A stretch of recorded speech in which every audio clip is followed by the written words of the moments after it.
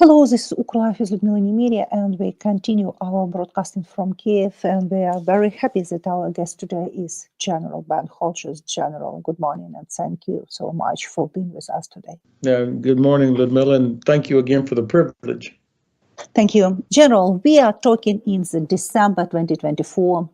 It is the end of the year, and we are near the beginning of the next year. And maybe it's time to make some conclusions and to make some strategic forecast for the next year. Let's start from this year. What do you think? How situation change this year?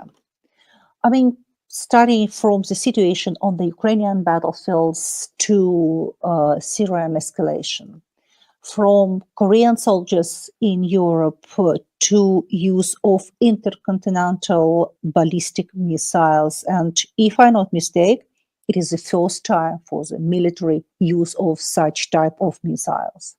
Well, of course,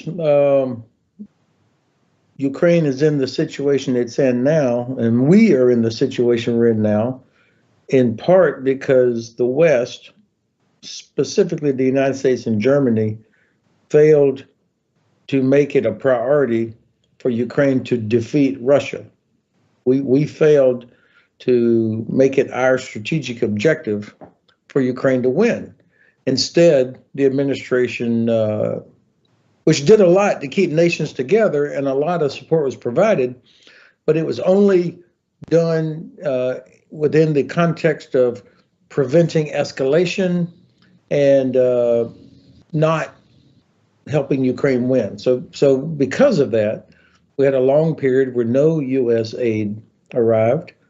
And then we also have this ridiculous policy that restricted Ukraine from using certain weapons against Russian targets inside Russia. If we had been serious and had the right sense of urgency, and if there had been no restrictions, then I think more countries would have done more, especially Germany, if the United States had done that. And so it's remarkable to me what Ukraine has accomplished. It's clear that Russia cannot defeat Ukraine. It cannot overrun Ukrainian defenders unless we in the West quit. That's how I would say it. It's certainly terrible what happens to Ukrainian civilians in all these cities because we have not helped Ukraine find the capability to attack Russian airfields and other places from which these missile attacks are launched. But I think that what the army has done, it's remarkable. The last thing I'd say on this is Russia's choice to launch this Oreshnik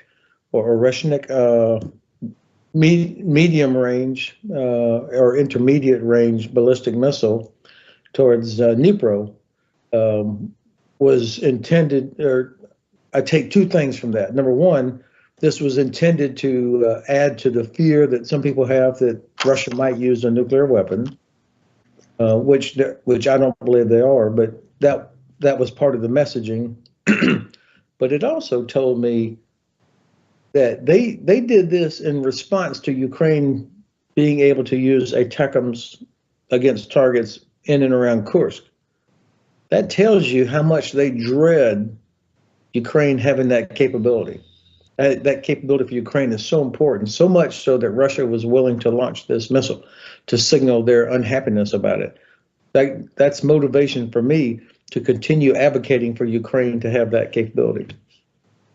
General, let's speak a little bit about Russia and Putin. It looks like Putin tried to build a military bloc from Russia, Korea, and Iran, and of course Belarus. How this will affect for the balance of power, not just in Europe, but in Pacific region and on the Middle East? Well, it's interesting, this axis of evil with Russia and China and North Korea and Iran, plus Russia being able to operate in Africa and, of course, Syria. As I look at the situation, these are countries that, particularly China, as well as Russia. They don't like the current international rules-based order where countries get to make their own choices, as liberal democratic values. They want to change that. But I don't think China and Russia, I don't see them as allies as much as I see China benefiting from cheap Russian oil and gas. I think that Iran has no other friend in the world except for Russia. North Korea has no friend in the world except for Russia. And now we're seeing this week how Syria also has no friends except for Russia. And even Russia looks to be pulling some of its people out of Syria, maybe even its navy, because of what the rebels are accomplishing there. So given the connection between these countries, it seems to me that our strategy from the West should be Russia first.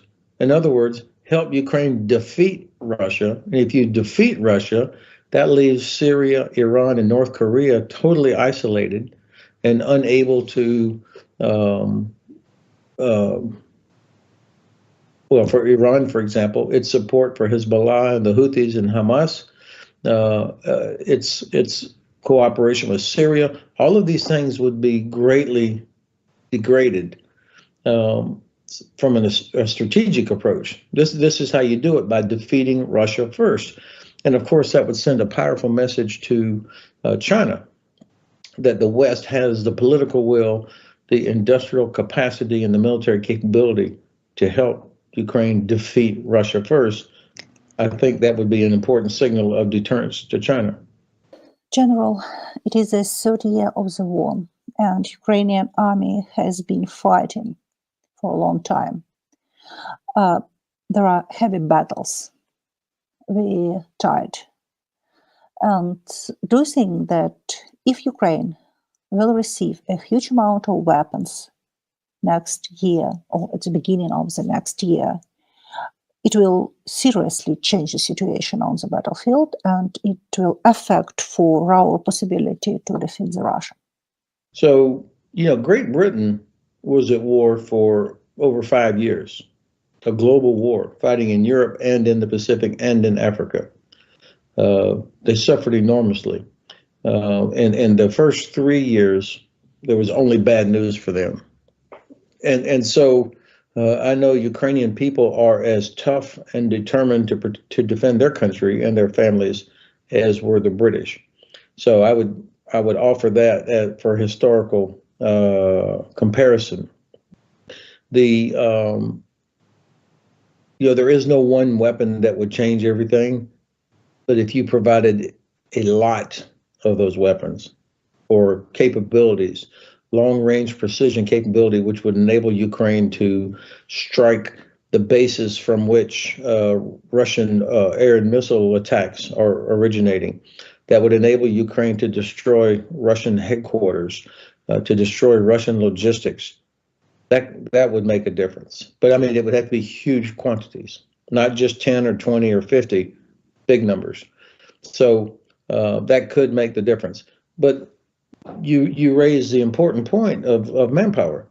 I think that Ukraine has enough people, they just don't have enough soldiers. And this is the duty of the government, not the army, but the government, to earn the confidence of Ukrainian families that their son or daughter would not be wasted, that they will not be put into combat until they are properly trained, have the right equipment, and are put into a unit that is properly trained.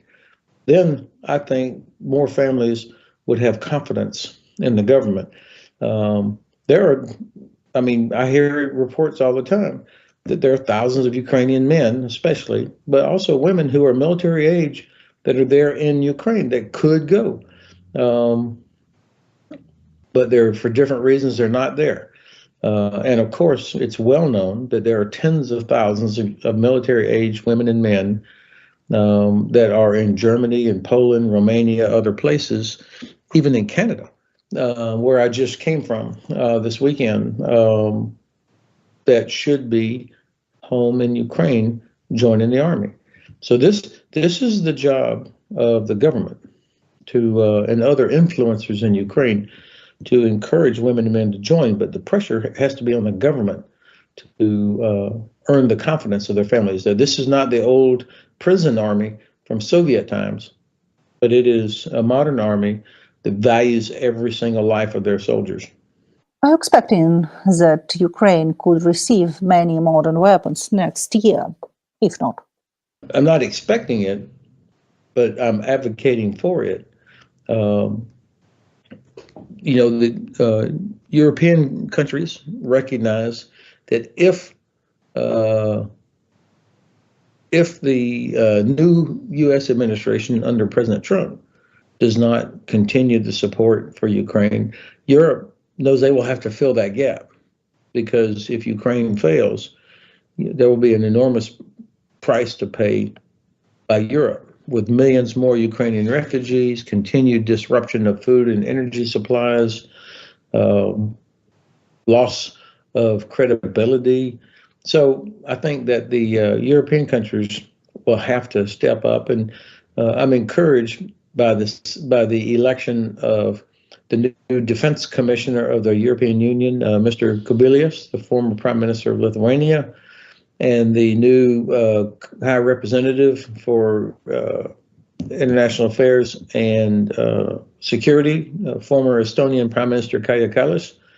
These are two very good people. They are not confused about the threat from Russia, and I expect that they will do a lot to help improve Europe's ability to provide weapons and ammunition to Ukraine. The U.S., though, is who really, but Germany and UK and France also have to increase what we're doing. But this, what's provided, that's a policy decision. But the policy decision should come from an objective, which is we want Ukraine to win. That's the key, is to get the president of the United States to say it's our strategic objective that Ukraine defeats Russia because it's in our interest. This is not charity for Ukraine. General, let's look for the European countries. They're increasing their defense spending, improve their military logistics, and they declare in preparation for the big war with Russia, not just to help for Ukraine, but they try to be ready for the war with Russia. How this tendency will continue in the next year, and how it will depend on the situation on the Ukrainian battlefields. For example, we will have ceasefire, or we will have a stop of the war, or war in Ukraine will continue, and how all the situation will depend from position of Donald Trump. Well, it seems to me that most European leaders have finally awakened to who and what Russia is.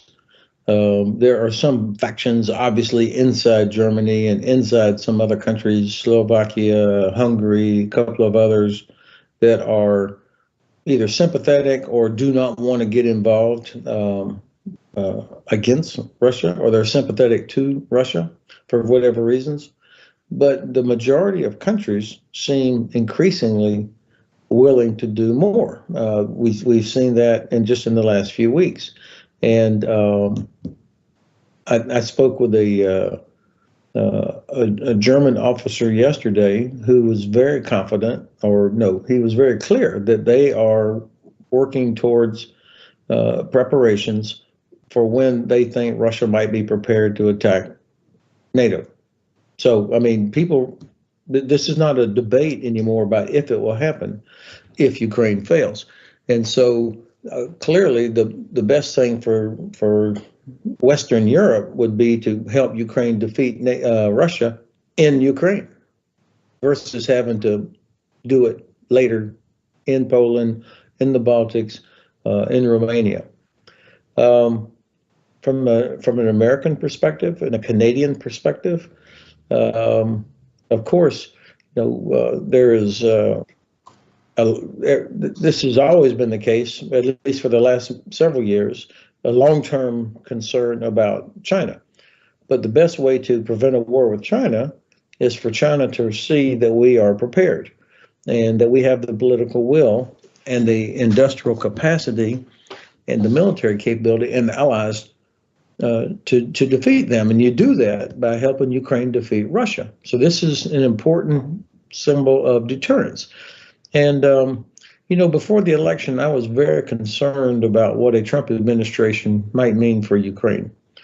But to be honest, since the election a month ago, I have heard a lot less negative anti-Ukraine language coming from some of the people around Mr. Trump.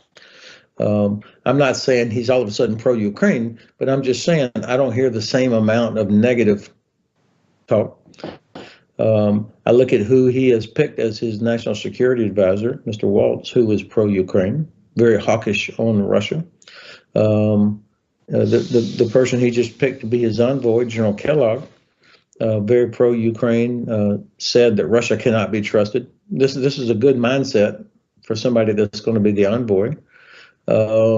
Most of the leadership, the Republican leadership in the House of Representatives and the Senate are pro-Ukrainian and pro-NATO.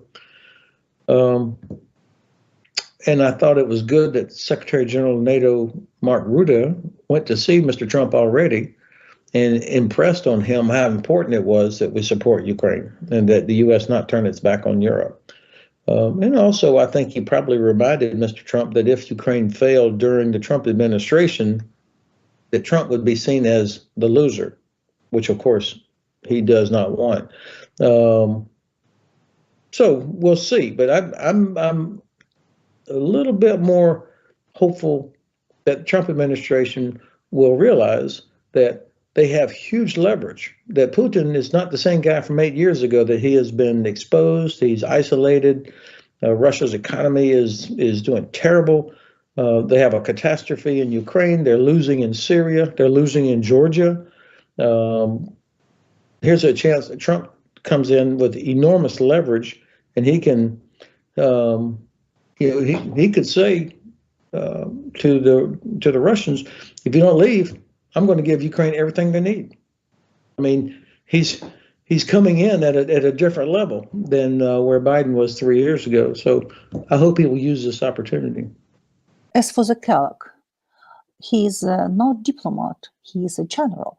General Hodges, it seems to me that generals, I think so, have a little bit another understanding of negotiation or process of negotiation than diplomats. Am I right?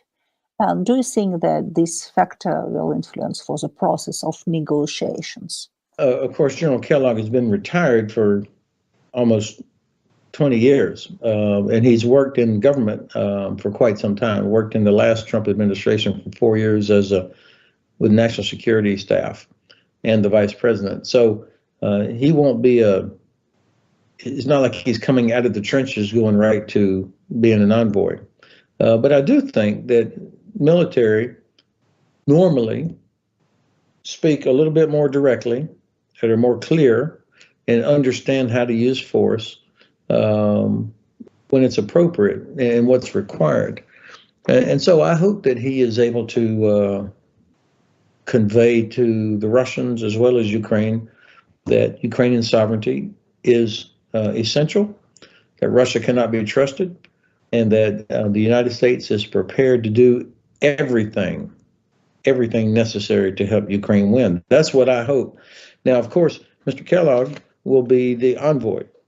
The policy will come from the White House. So that's, regardless of what Mr. Kellogg says, the key will be what policy does he have to deliver. And I hope it's a policy that's not only best for Ukraine, but it's also best for the West, which is defeat Russia first. General, do you believe that the ceasefire or the stop of the war is possible next year? Do you think that Russia is ready for the negotiations? I think that Russia is not ready yet because they still believe that they can win. I mean, I think they're waiting to see if the West will stick with Ukraine. So right now, I would say no.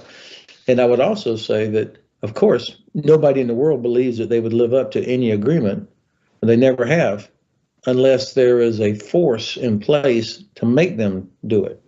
So, ceasefire, those things always sound good, but they don't work. I mean, we've been through that before. During the Minsk process, there were ceasefires, and Russia violated those, almost on a daily basis.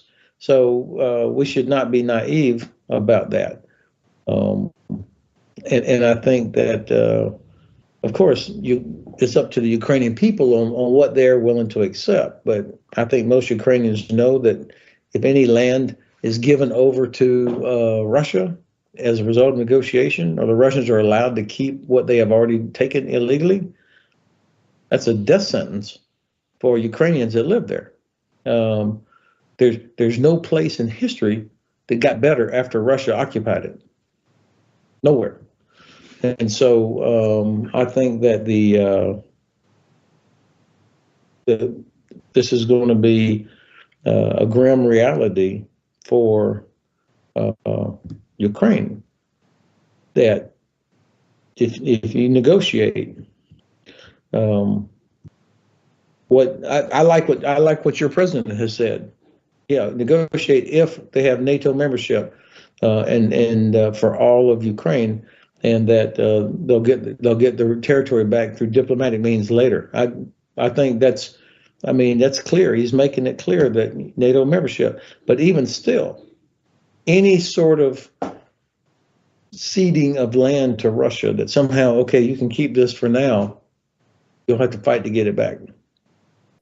General, I think everybody understands that ceasefire or the end of the war is not just about the Ukraine. Because, as you say, China is looking what will happen. Do you think that the results of the war in Ukraine will influence for the balance of power in different parts of the world? Absolutely. This is very important. This war is not about just Ukraine. I mean, Ukraine is doing all the fighting, but the war itself is about whether or not the West actually believes in and is willing to defend sovereignty, human rights, international law, freedom of navigation. Are we willing to do what's required to protect those things? Otherwise, I don't want to hear anybody ever tell me never again, like they did after World War II, if you're not willing to stop Russia now. And to me, it's so obvious what needs to be done that Ukraine has basically by itself stopped Russia with some material help from other countries. But it's been the will of Ukrainian people, the tenacity of Ukrainian soldiers.